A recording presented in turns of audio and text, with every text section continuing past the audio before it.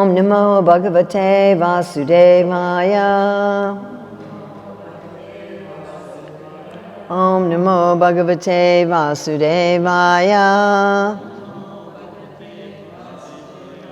Om Namo Bhagavate Vasudevaya.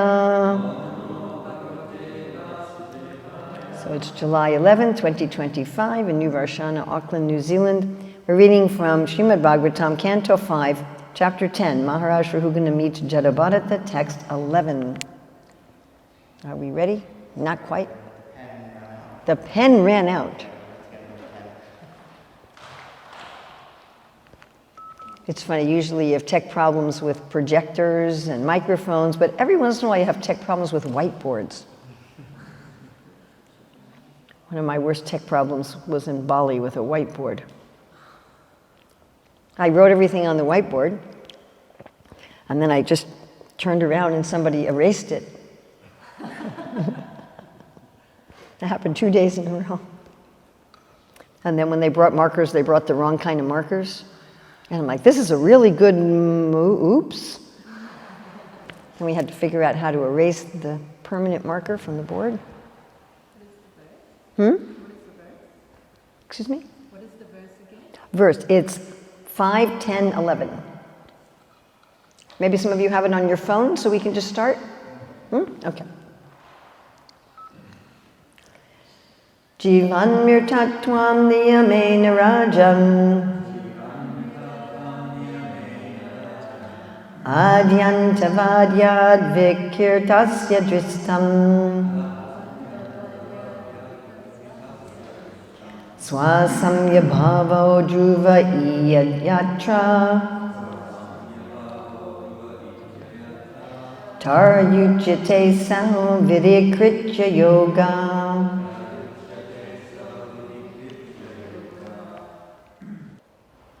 Jivat mritatvam, the quality of being dead while living. Sounds pretty ominous. Niyamena, by the laws of nature. Rajan, O king. Adi antavat, everything material has a beginning and an end. Yat, because. Vikritasya, of things that are transformed, such as the body. Dristam, is seen. Swasamya bhavaha, the condition of servanthood and mastership. Dhruvaha, unchangeable. Idya, O you who are worshipped. Yatra, wherein. Tarhi, then. Uchite, it is said. Asau, that. Vidikritya yogaha, fitness of order and duty. Srila Prabhupada's translation. My dear king, you have unnecessarily accused me of being dead, though alive. In this regard, I can only say that this is the case everywhere, because everything material has its beginning and end. So again, he's agreeing with him, this tactic. As far as you're thinking that you are the king and master and are thus trying to order me, this is also incorrect, because these positions are temporary. Today you are a king and I am your servant, but tomorrow the position may be changed and you may be my servant and I your master. These are temporary circumstances created by providence. Srila Prabhupada's translation. The bodily conception is the basic principle of suffering in material existence. In Kali Yuga especially, people are so uneducated that they cannot even understand that the body is changing at every moment and that the ultimate change is called death. In this life, one may be a king, and the next life, one may be a dog, according to karma. So Prabhupada writing that, I feel reasonably certain, is referencing the fact that an astrologer had said that one prime minister of India had now become a dog in Sweden. Prabhupada would sometimes talk about that in his classes. This big prime minister of India became a dog. So, pretty sure that's why Prabhupada's writing this. In this life, one may be a king, and in the next life, one may be a dog, according to karma. The spirit soul is in a deep slumber caused by the force of material nature. He is put in one type of condition and again changed into another type. Without self-realization, knowledge, conditional life continues, and one falsely claims himself a king, a servant, a cat, or a dog. These are simply different transformations brought about by the supreme arrangement. One should not be misled by such temporary bodily conceptions. Actually, no one is master within the material world, for everyone is under the control of material nature, which is under the control of the Supreme Personality of Godhead. Therefore, the Supreme Personality of Godhead, Krishna, is the ultimate master. As explained in Chaitanya Charitamrita, Ekale Ishvara Krishna Arasabar Bhritya, CC Adi 5, 142. The only master is Krishna, and everyone else is his servant. Forgetfulness of our relationship with the Supreme Lord brings about our suffering in this material world. The first time I heard Srila Prabhupada give a class in person, he was saying how everyone is an Ishwar, but if you go up, who's the controller of the controller of the controller? You get finally to Krishna. Jivan mitatvam diyamena rajam adyantavadyad vikritasya drishtam swasamya bhavo dhruva ijjayatra tar yuchite sao vehi kritya yogaha. My dear king, you have unnecessarily accused me of being dead though alive. In this regard, I can only say that this is the case everywhere, because everything material has its beginning and end. As far as you're thinking that you are the king and master and are thus trying to order me, this is also incorrect, because these positions are temporary. Today you are a king and I am your servant, but tomorrow the position may be changed. And you may be my servant, and I your master. These are temporary circumstances created by providence. This is Jed Bharata speaking this. Is he speaking theoretically, or is he speaking from realization? What realization does he have about this? Excuse me? It's really this room. Yes, he was a deer in a previous life. And before that, he was a king. He remembers being a king. He's like, hey, this life you're the king, and I'm the palanquin carrier. But you know, a couple lifetimes ago, I was the king. He actually remembers. Right? He's speaking from his realization. Just like I sometimes find it amusing that at this point in my life, sometimes I'm fed prasadam first with some special preps and special plates, because like back in the 1970s, as a mother with a young child, I was always fed last. They'd feed all the men, and then they'd feed the women, and then they'd feed the women with children. It's like this, you know. Like sometimes you're last, sometimes you're first, sometimes you're, you know, I was, for years in the Hare Krishna movement, I was the lowest of the low because I had a husband and a child. Why aren't you a renunciate out on book distribution kind of thing? You know, and then now it's like, oh, you're Prabhupada's disciple, and these things go, it's just this temporary thing. Actually, when Prabhupada first left the planet, and we had the 11 zonal gurus, at least where I was at that time in New York, the disciples of the gurus had the status in the society.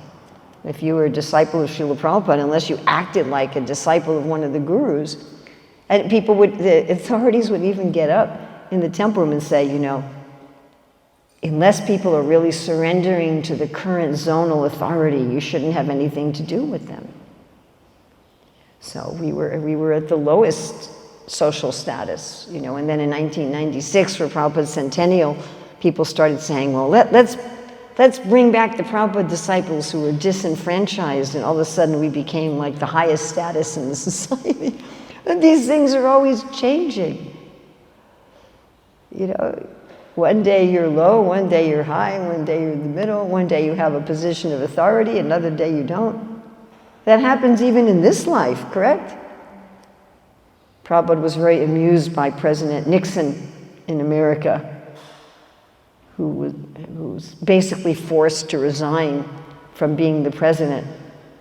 He said he was dragged down, you know, he'd become the president, and then he was, so this is, it's like, but again, even in our life. At one moment we may be very poor, and then the next moment we may be very rich. Does this happen? Yeah.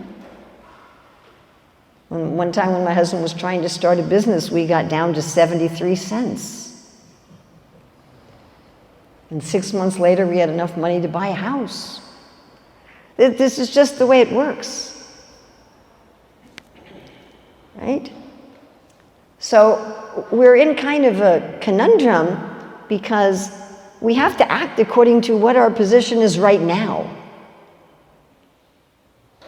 Jed Bharat, as the palanquin carrier, he can't act as the great King Bharat anymore. Nor would it be appropriate for him to act as a deer.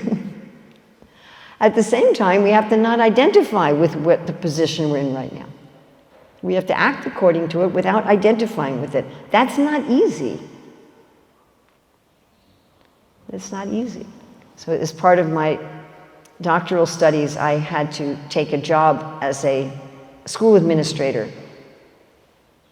I had to have a year like that. Of course, I'd already been a school administrator for 18 years, but anyway, I had to take a role as a school administrator in a government school as part of getting my degree.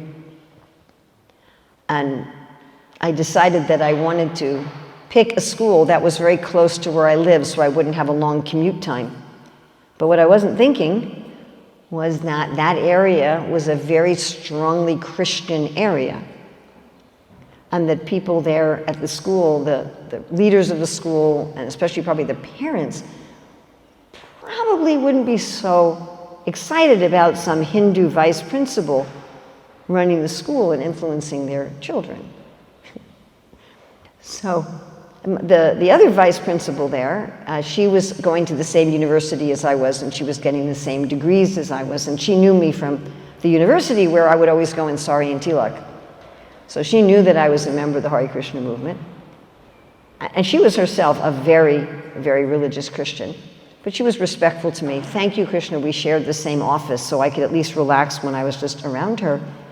But I decided that if I want to keep this job and get my degree, I have to hide the fact that I'm a devotee of Krishna. And the way that that job worked, I was being paid by the state, not by the school.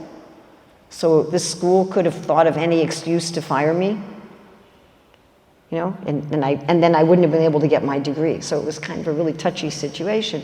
So that whole time, I was in the position where I was trying to act like I was a materialist without being one, and trying to be a devotee of Krishna without showing it on the outside.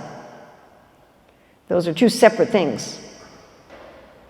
Acting like something without changing yourself, and keeping yourself without showing it. And sometimes it was really difficult.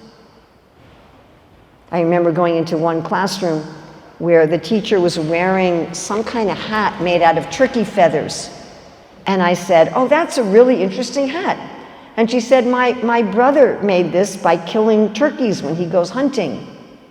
And I didn't know what to say. Like, what do I say? Do I say nothing? Do I just go, oh, like, what am I supposed to do in this situation?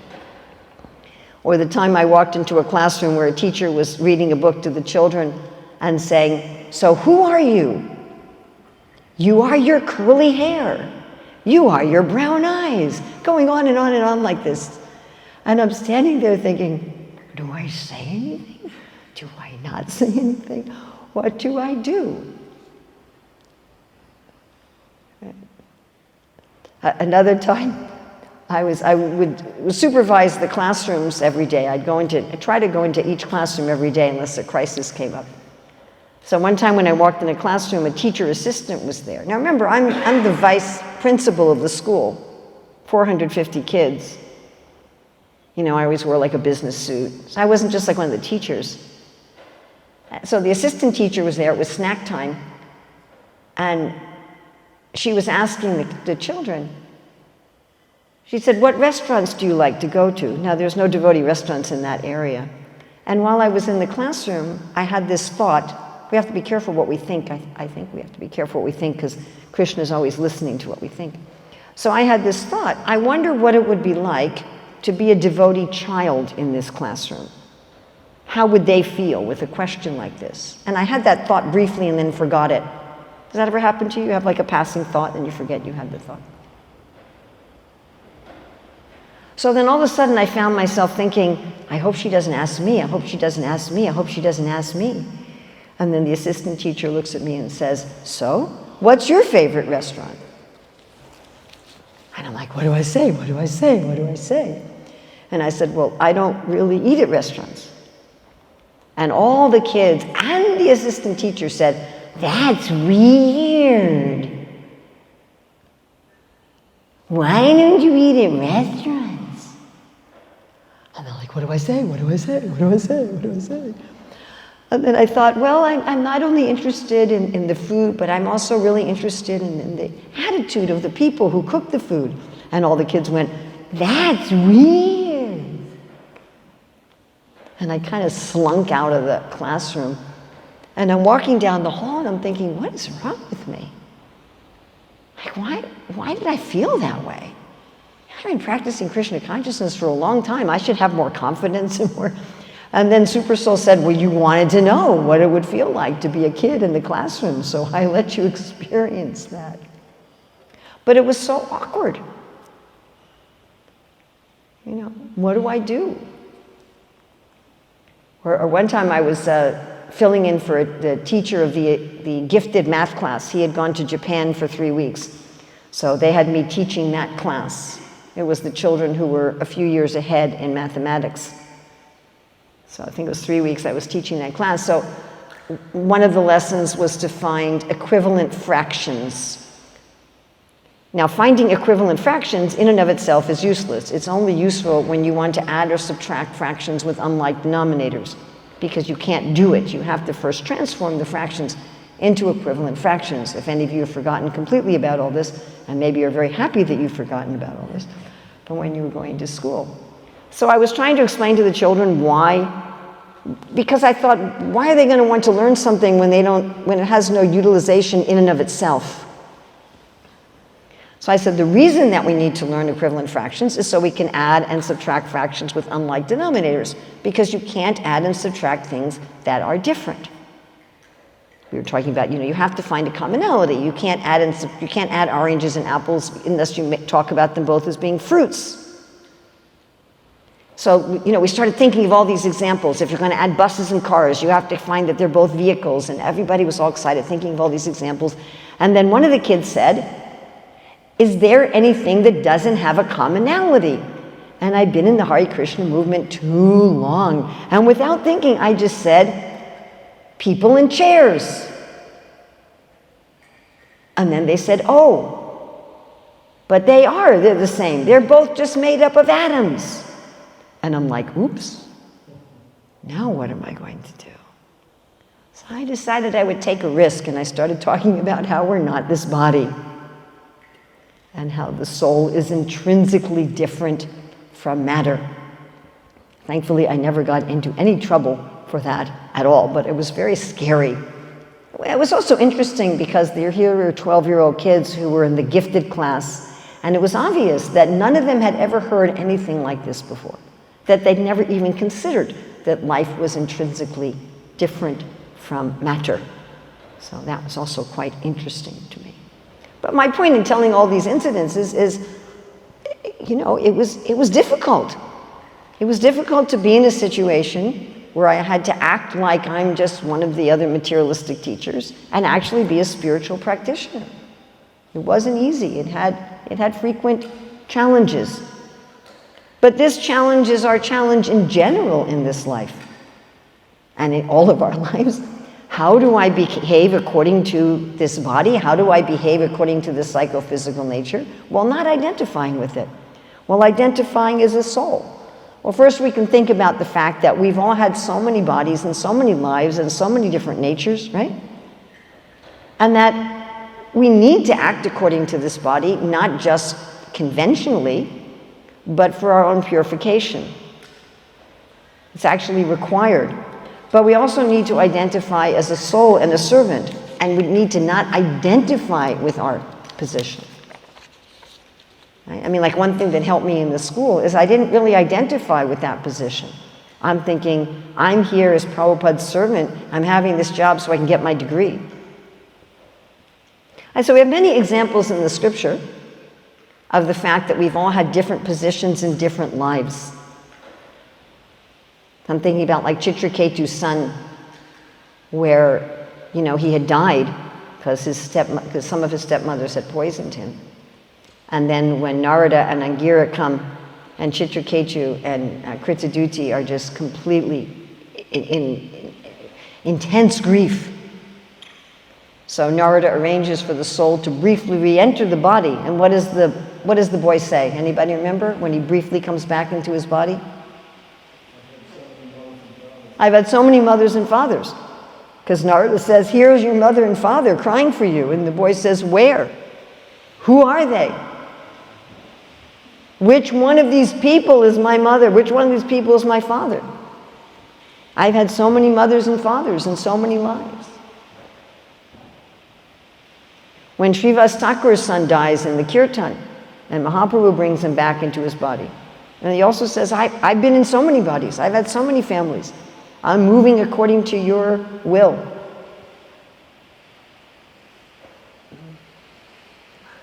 We don't need the fan on. Is it turning it's off? The wind, is turning the fan on. Okay. At first when I noticed that I was getting a breeze, I thought, these Kiwis don't think it's hot, do they? I know they think it's not cold, but they don't think it's hot. Oh, they can't be totally closed. Oh, that's all I'll say about that. Okay, so we have other examples in the scripture of people going from one life to another. What are some of our examples, besides Jad Bharata, who's in this story?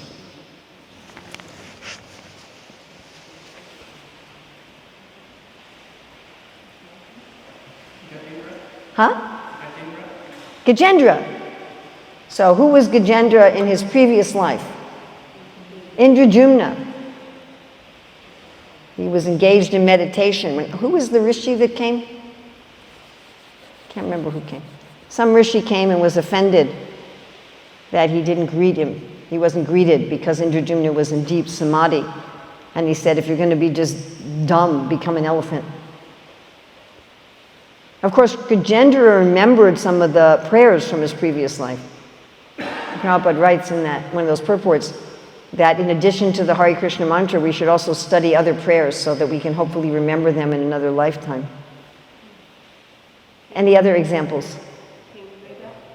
King Riga, who becomes a lizard. Chitraketu. So Chitraketu becomes Vitrasura. He becomes a great demon, apparently the enemy of the demigods. He goes from being this beautiful king who's surrounded by the Vidyadhara women, having a women's Sankirtan party all over the universe, to being Vitrasura, this huge, hideous demon. Jai and Vijay, yes.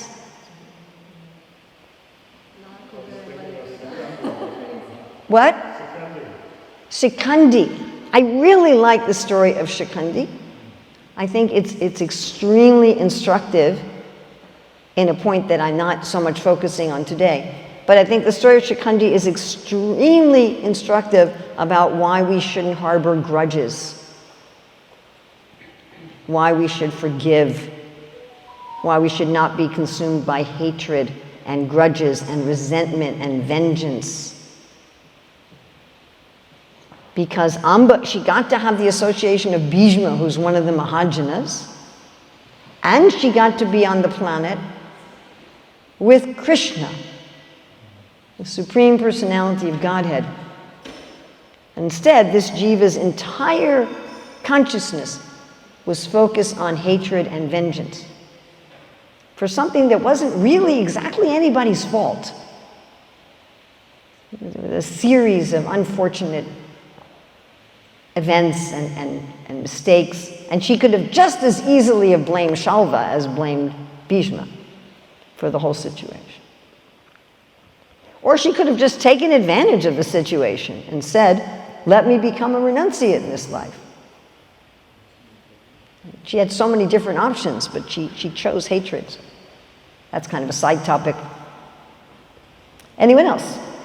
Indra, did he become a hog? Indra became a hog. Prabhupada likes to give that example, how he becomes a hog, and then Lord Brahma says, no one's running heaven, would you come home? And he's like, but I've got to take care of a sow. I'm going to take care of my sow and my piglets. I can't run heaven. That's a really good example of someone who became so stuck in identifying with his particular situation. Whereas some of these other examples are those that we looked at were those who changed but didn't become attached to it. We have in the Ramayana Kadamba. We have actually quite a few. Kadamba, who had been a heavenly being, and what was the first one? The first demon that Ram killed in the forest. He had also been like a Gandharva. Yeah. Narada Muni had been a Gandharva in a previous life. Yes. Nalakuvera and Manigriva, who become trees.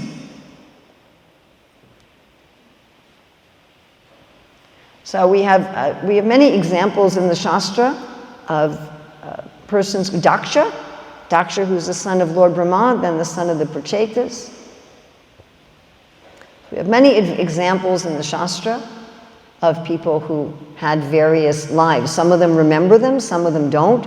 Some of them remain detached, some of them become very absorbed in their current life. And of course, there's many examples, empirical examples, in modern society of people who remember their last lives. So there was that researcher, Ian Stevenson, who collected accounts of children who spontaneously remembered previous lives.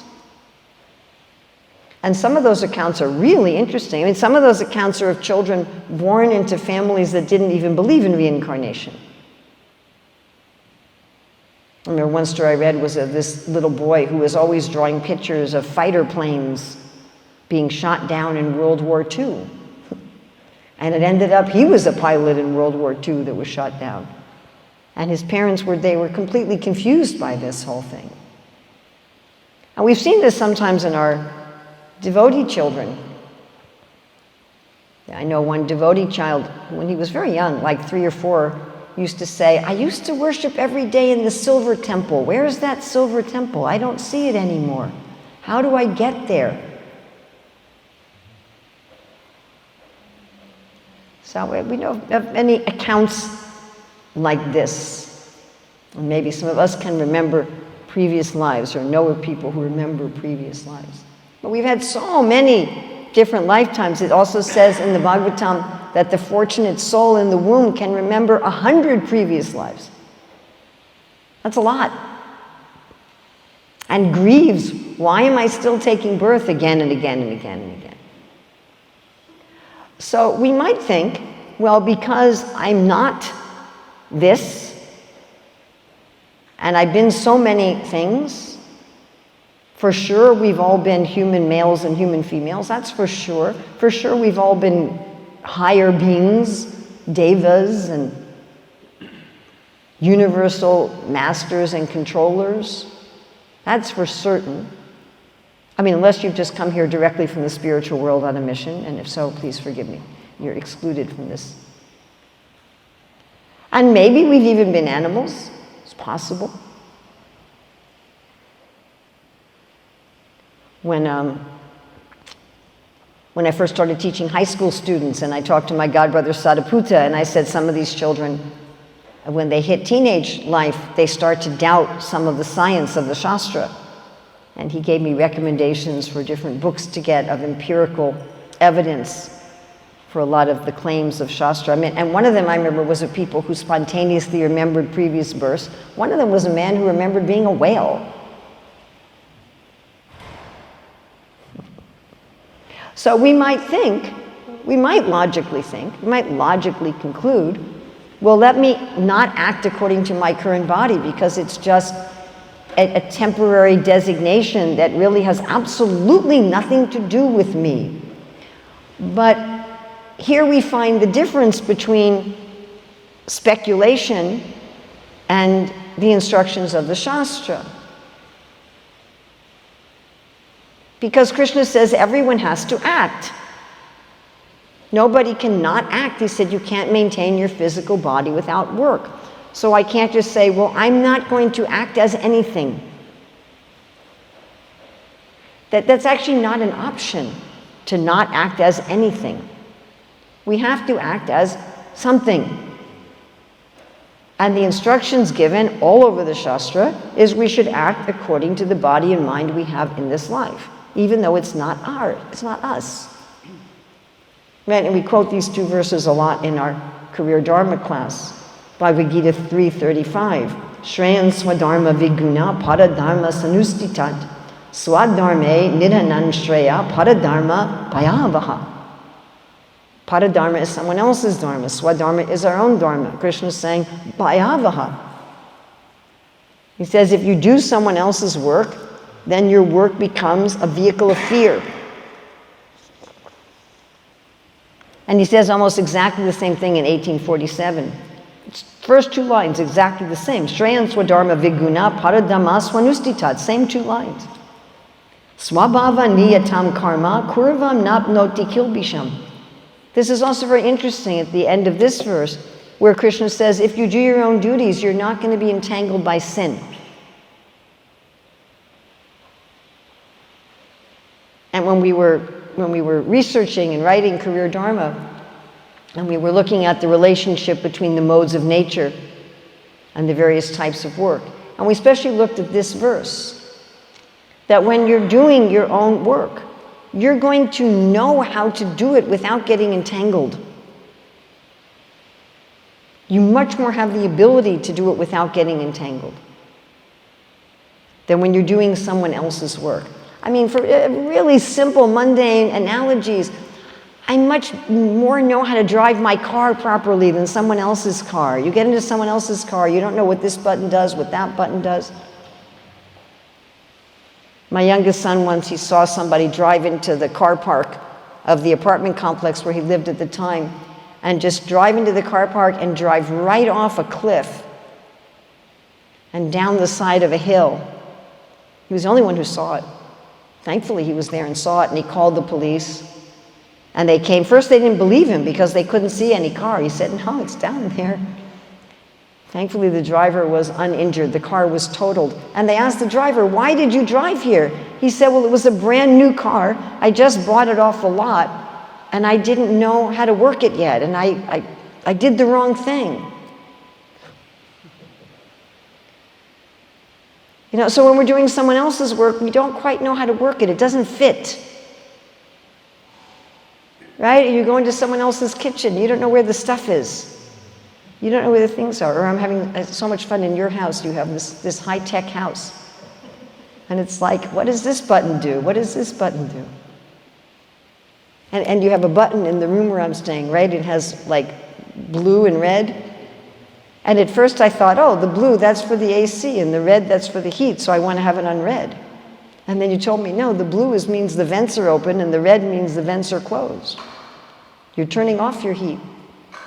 So when we try to do someone else's work, we don't really know. We don't know what buttons do what, and we don't know how to work it. And even if we become expert in the skills of someone else's work, we'll never be able to really understand their dharma because it doesn't fit. It just doesn't fit.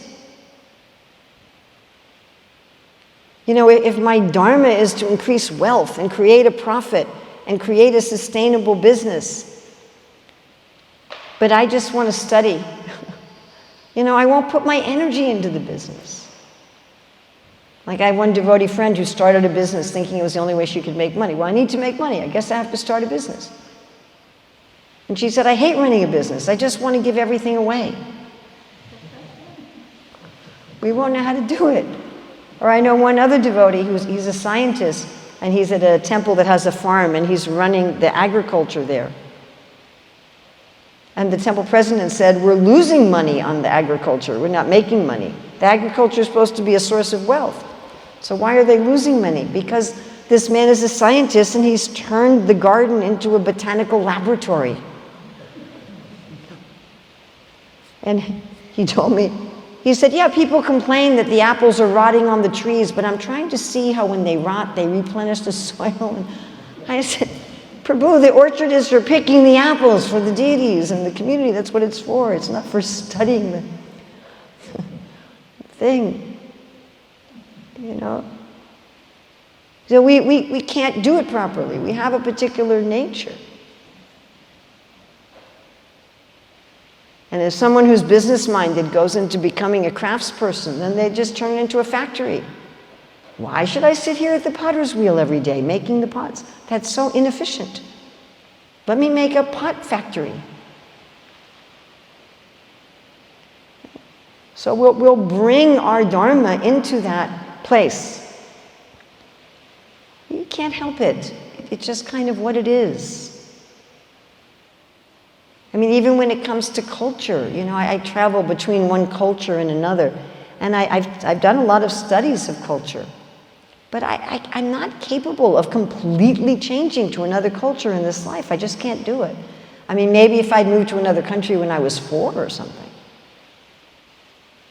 You know, and sometimes when I'm in vastly different cultures, I'll get up in front of an audience and say, I'm sorry, I don't have any culture.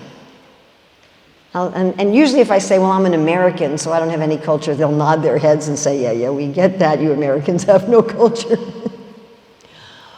But I actually do have a culture, it's just different. Hare Krishna. But it's almost impossible. You know, you have to try to, you force yourself to act according to a different culture, and it always feels, again, awkward. You understand? It doesn't fit. And your own training, and it manifests again. It comes out again. So better to just take the kind of body and mind we have and work according to that. I was once in a class in Soho Street by Bhakti Chiru Swami, and he was talking about how Prabhupada says the blind man and the lame man, how the East and the West should cooperate. Right? That the West was blind and that the East was lame. And it was the first time ever since coming to the Hare Krishna movement that I thought, oh, I can do that in my own person. I can bring together East and West in myself because I'm already kind of a conglomeration of that. At least I joined when I was only 18. So, you know. Or I thought, you know, the kids growing up in the movement, they can also do that. It was the very first time that I thought, oh, the fact that I'm a white American female who's taken up a Vedic culture actually gives me a preaching advantage. That I can act as a bridge between cultures. It was a whole revelation for me. That I had spent so much time thinking, well, everything I have is just a disadvantage. I'm disadvantaged everywhere. You know, I go out in the West dressed like this and people stare at me, and I go to India dressed like this and people stare at me. Not so much in Vrindavan anymore, but in Mayapur still, not in Vrindavan anymore. But I felt I didn't fit anywhere. And then I'm like, well, wait a minute, I can be a bridge. So all of us have a nature that has a usefulness in service. All right, then how do we act according to that nature without identifying with it? All right, so I get it. Whatever I have in this life, whatever, you know, my culture, my gender, my amount of melanin in my skin, my language, my particular urge towards Dharma in this world, I should do that for Krishna. But how am I going to do that without thinking that's me? How am I going to do that without getting pulled down into materialistic consciousness and thinking, today I am the king and I am ordering you? So, of course, very famous verse in Bhagavad Gita 3:27, Prakrite kriyamanane gunai karmani sarvasha ahankara vimudhatma kartahamiti manyate. You're a fool if you think that I'm the doer. If you think I'm actually doing things in this world. And this very famous verse also, Mahaprabhu's quoting, Madhya 1380, I am not a Brahmana, I am not a Kshatriya, I'm not a Vaishya or a Shudra, nor am I a Brahmachari, a householder, a Vanaprastha, or a sannyasi. I'm not any of those things. What am I? I'm the servant of the servant of the servant of the lotus feet of Lord Shri Krishna, the maintainer of the gopis. He's like an ocean of nectar, and he is the cause of universal transcendental bliss. He is always existing with brilliance. So I talk about this many times in my classes, that we should be like a secret agent who has a cover. Just like when I was working in that school, I felt like that. I felt like I'm here on a secret mission. But we can think like that always. Secret agents have to have a cover, correct? You can't go to North Korea at the immigration booth and say, I'm a secret agent for the New Zealand government. You know, you have to have a cover story. You have to go in as something. Even devotees who are preaching in China, they all have a cover story. They go there to preach, but then they become an English teacher or something like that. And when you have a cover story, you have to be very good at your cover story. You can't just say I'm an English teacher and then be a lousy English teacher and not show up to work or something. I mean, even Rupa and Sanatan did that when they were working for the Nawab. They did that to serve the Vaishnavas. It was their cover story.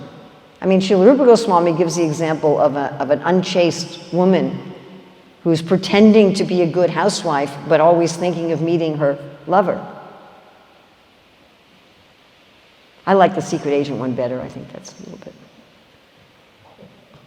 it's more exciting. But this concept that, you know, I'm doing this for Krishna's service, but it's not me. I have an ultimate mission. I'm in this position as somebody's son, somebody's daughter, somebody's husband, somebody's wife, somebody's mother, somebody's father, or as a banker, or as a software engineer, or as a farmer, or as a teacher, or whatever it is. I'm doing that for Krishna, but my real purpose is to spread love of God. That's my real purpose. We have a whole chapter in our Career Dharma book on this called Esoteric Work of Value. We talk about how we should do work of value. We should do work that has some value to society. We shouldn't do work that's harmful, and we shouldn't do work that's useless. But there's a higher level of value where I work for Krishna's company. I'm a love of God salesperson. I'm a love of God worker. And I'm infiltrating whatever this is, this business, this school, this bank, this whatever, in order to try to spread love of God.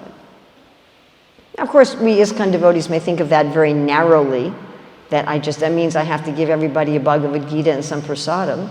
I did distribute prasadam in the school. At Christmas time, I offered little boxes of raisins and gave everyone a little box of raisins. But we're thinking it's just like that, but it's not just like that.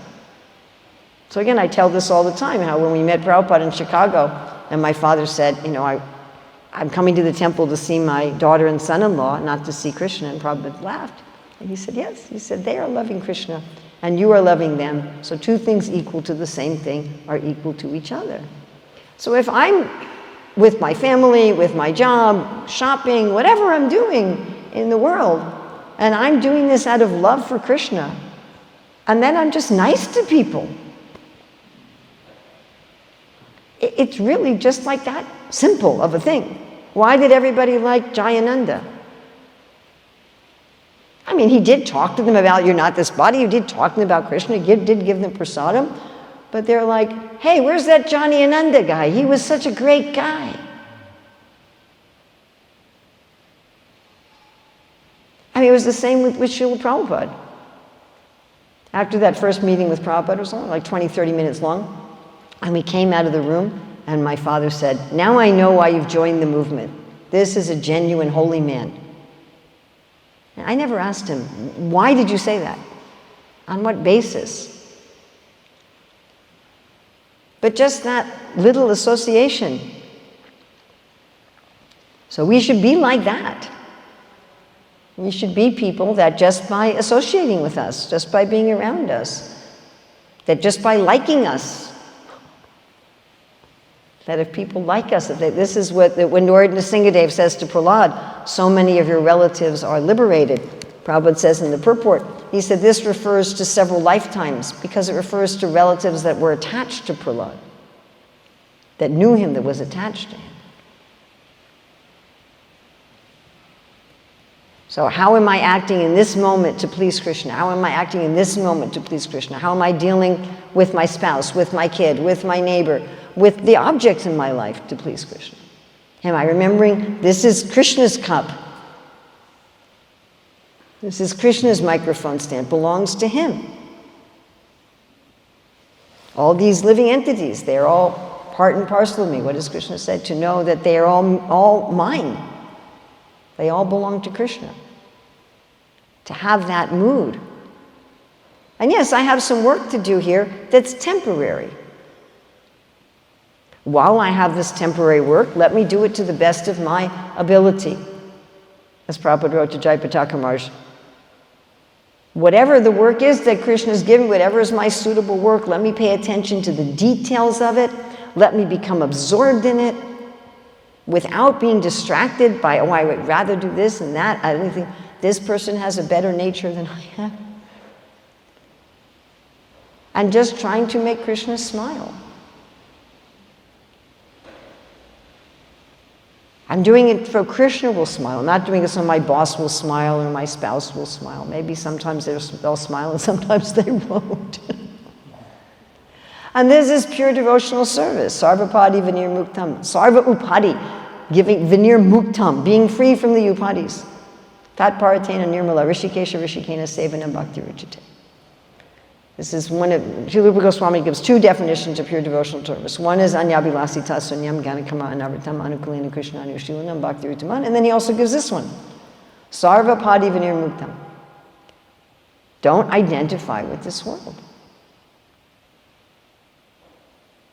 We have so many cars, right? We don't usually have one car our whole life. Maybe we've lived in so many houses our whole life. So while you're in a car, take care of it for Krishna. While you're in a house, take care of it for Krishna. But don't identify with the car. Don't identify with the house. We have so many different clothes. Right? The clothes we're wearing right now, we didn't have them some years ago, and we won't have them but while we have them, take care of them for Krishna. But realize I'm not the clothes. Yes?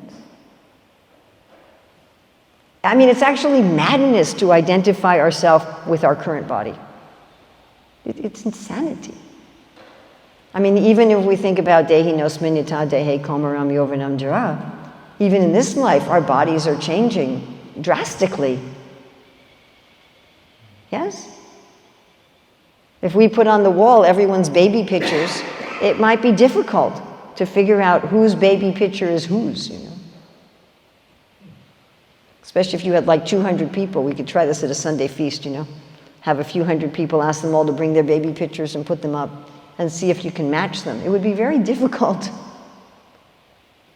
There was a photograph taken of my husband, myself, and our two older children. Our youngest son was not born yet. On the roof of the old Manhattan temple. And I remember some years ago, probably 20 years ago, showing this picture to someone. I said, here I am on the roof. It's a picture, it's a group picture of many different devotees. And she looked at it and she said, which one are you?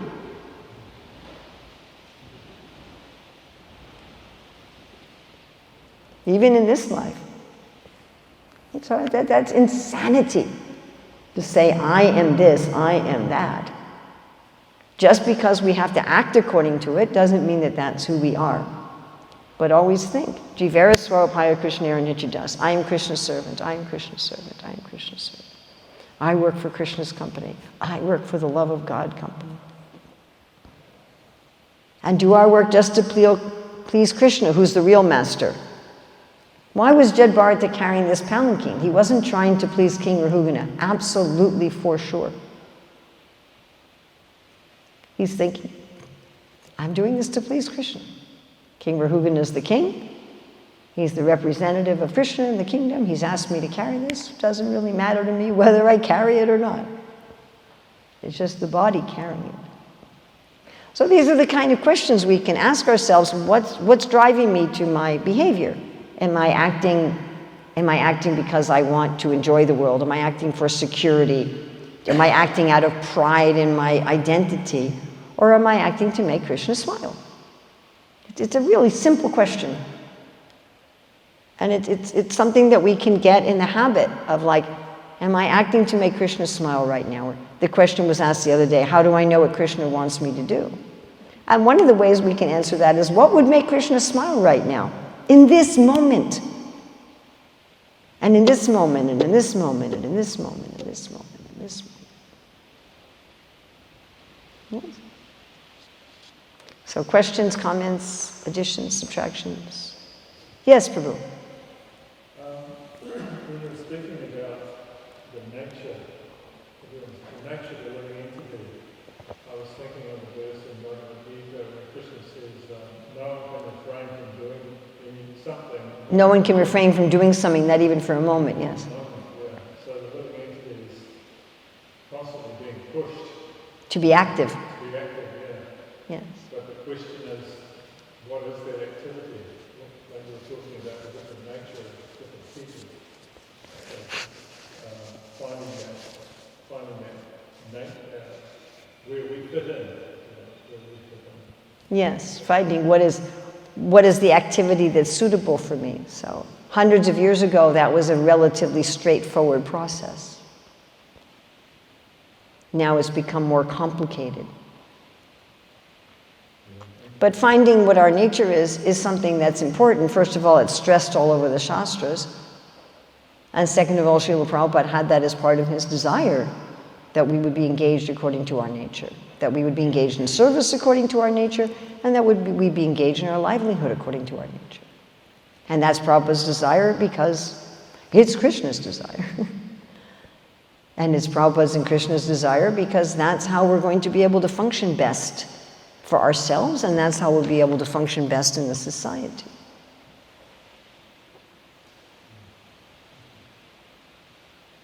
Yes? Just to understand, so you were saying that if we engage in our nature, we get purified. Well, if we engage in our nature for Krishna. So I was thinking, is it because we're offering it to Krishna and that is purifying? Or is it also because at the end I've become more detached from it because I've gone through it, like for example having children, at the end I've already kind of fulfilled that desire of having children, and then... It's not an or, why can't it be an and? I was wondering if it could be... It's an and.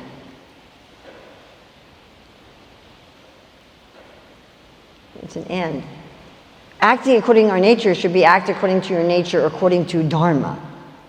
Do your Dharma. So if someone has the nature to be a politician, it's not just that they should be a politician, but they should be trained how to be a dharmic politician. That's supposed to be the role of the teachers in society.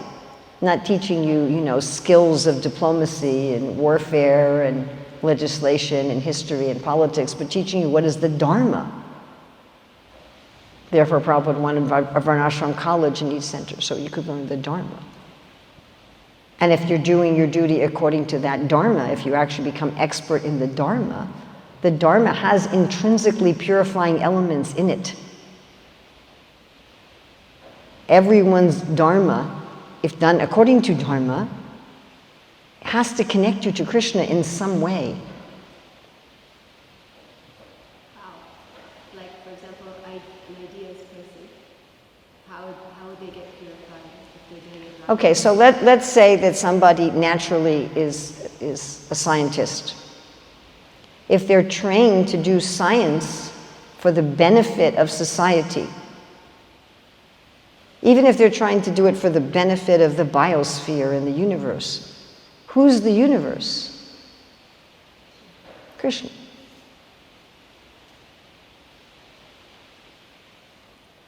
So if they're thinking, let me study science so that the universe will be happy, they may not realize the universe is Krishna, but it is.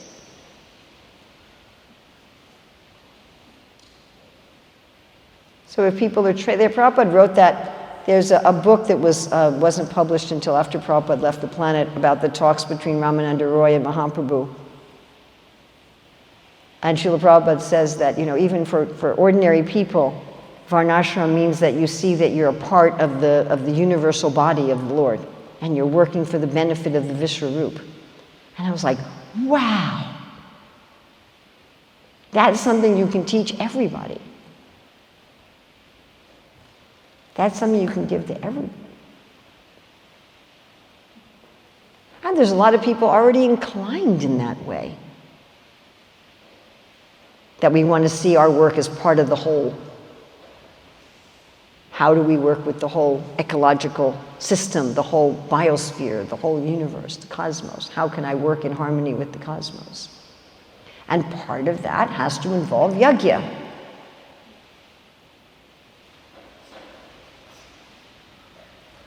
Evam Pavaricham Chakram. Krishna is talking about this moving chakra, this cycle of where nature takes and gives and takes and gives and takes and gives and takes and gives. And so if you train people according to their dharma, you train them, you're taking, you also have to give.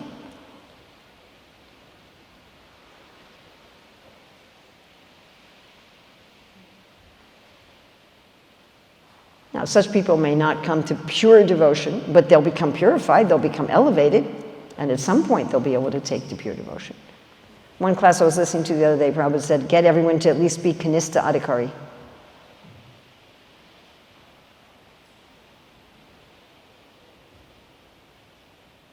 It's a very easy way to do it.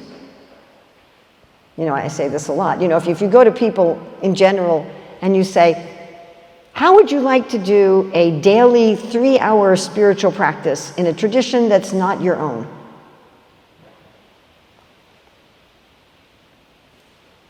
I don't think that would be a very good marketing strategy. Or like I used to do in O'Hare Airport, the first couple weeks that I was in the movement, running up to people with Back to Godhead and say, here's a magazine about loving God. But most people weren't getting on or off a plane thinking about, how can I love God more? It wasn't appealing to them. I mean, think about all the benedictory verses in the Bhagavatam. They're interesting, aren't they? Somebody sometime should compile a list of all the benedictory verses in the Bhagavatam, all the Strutipalas. But if you go up to most people in the world, unless they're deep, deep, deep Tamagun people, you go up to most people in the world and say, how would you like to have a way of maintaining yourself that will be the best expression of yourself, where you'll get the kind of prosperity that really enriches you, that you want to joyfully share with others, and that your work is providing real purpose and meaning? Would most people say, yeah, I want that? Ashram dharma is a little trickier, that you might have to say, how would you like to have satisfying relationships? And how would you like to have satisfying relationships that are appropriate to the various stages you go through in life? But you have to be a lot vaguer about ashram dharma, because I don't think it's quite as appealing in 2025. But so it's something that everybody already wants. Everybody already wants prosperity. Everybody wants to be authentically themselves. Everybody would like to have prosperity in a way that they're their authentic self. And all human beings want meaning and purpose, again, unless they're super in tamas. So that's your natural shastric bridge to bhakti. Because at a certain point, it becomes obvious that unless you actually have bhakti, you're not going to fully experience that. Is that all right? So it's an and, it's not an or. Anything else?